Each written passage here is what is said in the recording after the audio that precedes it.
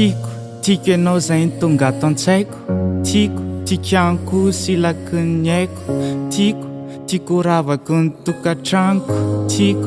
Tiako hananganako ny hoaviko. Tiako fantatry dada sy neny. Tiako fantatry ireo fianakaviana. Tiako za ny antsony hoe dada. De tiako ianao no antsony hoe neny. Tiako iray lalana.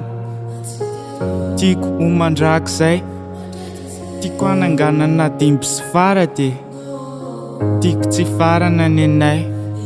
Tiako iray lalana. Tiako ho mandrakizay.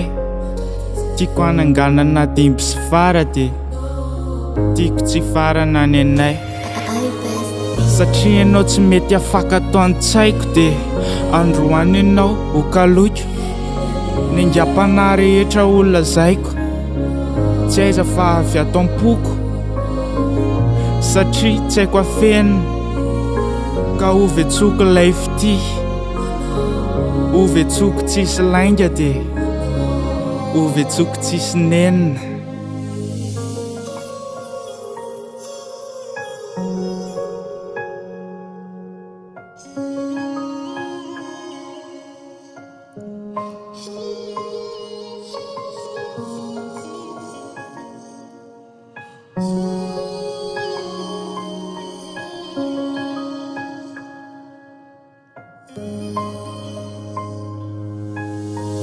Ka andao ary araka natanteraka anorina ny hoavintsika sy anao.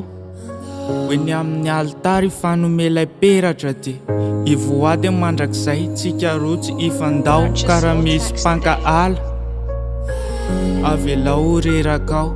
Satria ny antsika roa tsy ho rava mandrapafaditsika sy anao. Ka hoeto misidinao, hoeto manaraka anao, ary ataoko tsapanao fa tena tiako anao. Satria ny foko sy ny saiko ny tenako mihitsy nefa nafoko ho anao.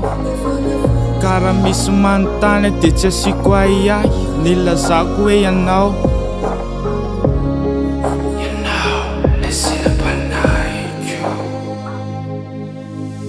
Karaha ho potika amin'ny masoandro de ianao ny anazava ahy.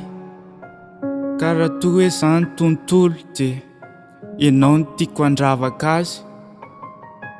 Raha mbola niary ana rehetra ambonin'ny tany de tsisy sarobidy noho ianao. Ary efa safidiko ilay fonjy iray, tsy inona akory fa ny fonao.